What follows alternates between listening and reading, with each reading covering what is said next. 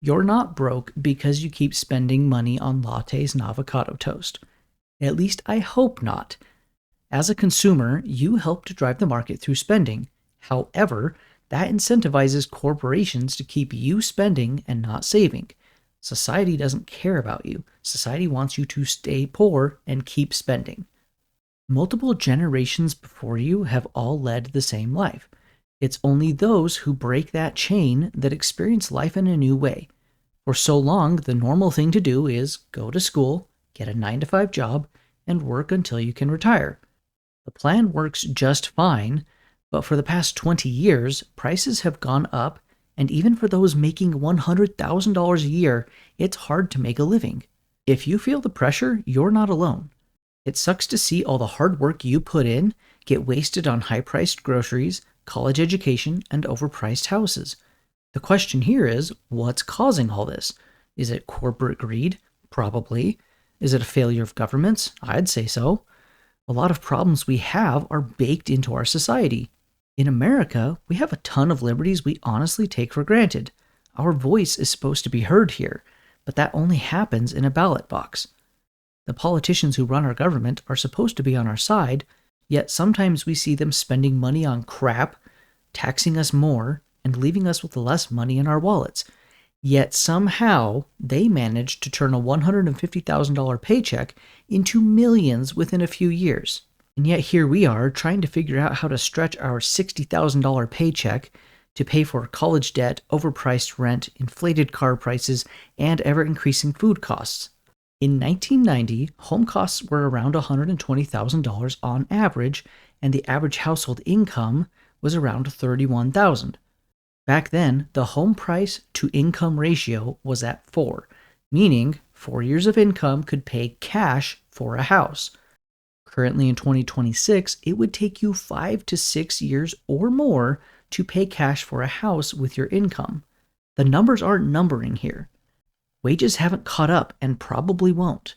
The dream of owning a home is out of the question for so many people. Previous generations were able to raise families of 4 to 6 kids, buy a house, and afford groceries. And even then, some families were able to make that happen on below average income. Now, many people aren't having families because of how expensive it is. I'm sure there's a lot of people that would say, oh, it's because you're selfish. Is it actually selfish, or is it just people trying to pay the bills and survive? Society has made it less desirable to have a family and is slowly fading away, and it isn't showing any signs of improvement. What used to be the American dream is now just renting an apartment, retiring at 75, and hoping that maybe prices will go down someday. Even then, there are still plenty of people today who should be retired that are still working after the age of 65 because their expenses have chewed away at any retirement they used to have. At this point, we need to have an honest discussion within ourselves. Do I want to stay in the same loop my parents and grandparents were in? Am I okay living paycheck to paycheck the rest of my life? Is there anything I can do to change where I'm going? I've asked these same questions 3 inches in front of the mirror, and it's taken me over 10 years to finally take a stand and make a choice. This YouTube channel is proof of my dedication. This is my solution to getting out of the rat race. I've walked the traditional path, and I feel like I have so much more to offer. I've been a handyman for 7+ years, and I want something more fulfilling. This channel is also my way of trying to help you get out of the rat race. I want to help you escape the 9 to 5 and find success. All that being said, the very first step is recognizing the need for a change. So many people get comfortable with their 9 to 5 and don't see a need to change. If you're happy that way, then keep being happy. I have no problem with that. However, if you feel stuck and aren't fulfilled in your 9 to 5, then you already feel a desire to change. For some, the hardest part may be figuring out what to even do. That's what I struggled with until I came across some YouTube videos. They gave me an idea, and that idea became this channel. I found that I could combine my passions of gaming and business and helping others into a channel where I get to do those things. I get to play games and talk about how to escape the 9 to 5. This feels real and exciting. And even though it's pretty exciting, it's required hours, and I mean, since I've started, in just the past 2 weeks, I have put in probably over 20 hours into this channel, And that's a lot of time. It's been at least 2 hours every single day trying to make this work. So if you are trying to figure out how to ditch your 9 to 5, I recommend writing down your passions. Grab a notepad, open up your notes, or use a napkin. It's a good place to start, and you might find some opportunities that match your passions. Do some research and determine if it's possible to make a living around your passions. I would also consider things you're good at and any talents that could help you. One of the biggest, if not the biggest hurdle anyone will face in their journey to escape the 9 to 5 is actually doing that work it takes to get started. Obviously, it's very daunting to just jump into the unknown. You'll have questions like, will I succeed? Will I enjoy it? What if it takes longer than I expect? I've had these same questions, and they're hard to answer, and they will make you doubt your choices. I think it's important to shift your mindset here. Instead of saying, I can't do this, say, how can I do this? This is a mind hack that is actually from the book Rich Dad, Poor Dad by Robert Kiyosaki. This mind hack increases your ability to tackle new challenges. The second you say, I can't do this, you immediately give yourself a way out. You no longer feel responsible to even do anything, and in the end, you won't do anything. Continue to be curious, not doubtful. If you still struggle to see yourself succeeding, write down all the things you gotta do, and organize your thoughts. Organize your list by priority so you can accomplish the most important things first. This can help you keep your daily goals more simple instead of trying to do all 30 things at the same time. If you've enjoyed the video thus far, please obliterate the like button with your pinky toe and subscribe for future content. I really appreciate it. Building your own business or side hustle is not easy, and no one ever said it would be. Some people do get lucky and make it big pretty quick, but you can't compare yourself to them. Their results are not typical, but sometimes they go and sell their coaching programs to you, knowing that 90% of people won't make any money. Here's an example I've seen recently that actually really, it ticks me off. Some coach was saying how they've helped over 25,000 people make over $12 million collectively in the last few years. That sounds great, right? Well, let's do some simple math.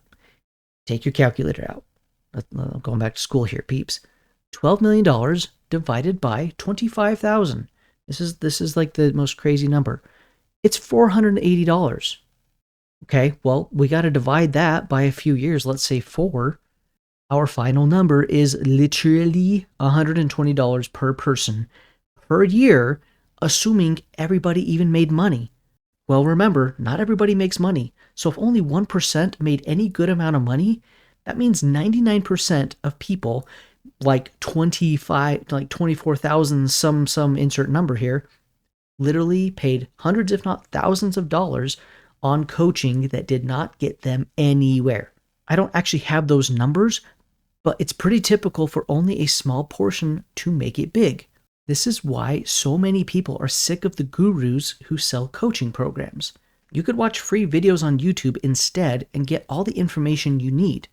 Instead of a garbage coaching program, I chose to build a community where people can actually collaborate, get help, and feel heard. It's a place to get answers, build meaningful relationships, and it's all about escaping the 9 to 5, building a business, personal finance and budgeting, becoming debt-free, yay, all the things. If that's of interest, a link to my school community is in the description below. It's free to join, and I'm on there every single day answering questions. You can't escape the system, and so you have to figure out how to beat it. It will always keep the poor, poor, and the wealthy, wealthy. Instead of trying to change the system, your best efforts are to adapt and overcome. There's been a lot of talk recently about how boomers ruined the future for millennials and Gen Z. I don't want to make this a rant about boomers, though, so I'm going to take a chill pill. The argument of just work hard like we did is not valid nowadays. We work just as hard as the boomers did, but it's not our fault that college tuition is now more than 6 times higher than it was back in the late 80s. With inflation, you might say, oh, that sounds normal. But when the minimum wage has only gone up 2.5 times as much, again, the numbers aren't numbering here, and there's a massive gap between the two. With so many boomers pushing us to go to school and get a degree, it makes sense that institutions would take advantage and start to raise prices. I don't believe that's a coincidence. Also, every time I do quotations, I'm actually doing the bunny ear quotations.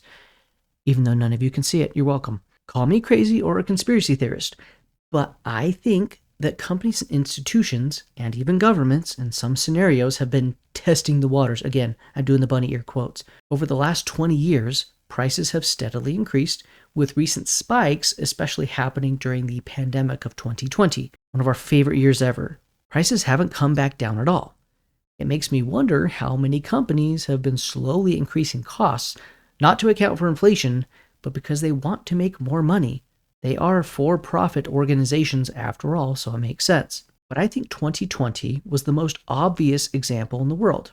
Prices skyrocketed because of mask and distancing mandates. It meant workers were no longer allowed to function as effectively as they previously could have. Concerns about spreading the virus made it near impossible for certain industries to function like they had been. Of course, that meant prices increased because of higher demand.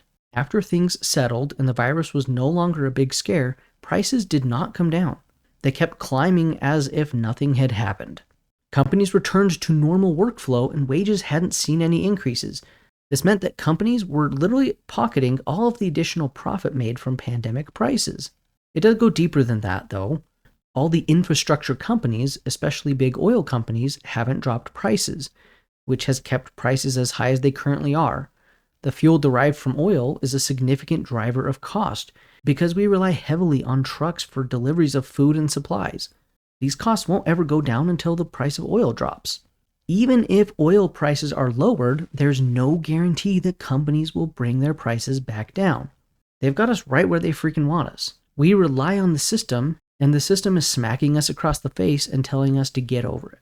One of the simplest ways to combat these prices is by budgeting, being smart with our money.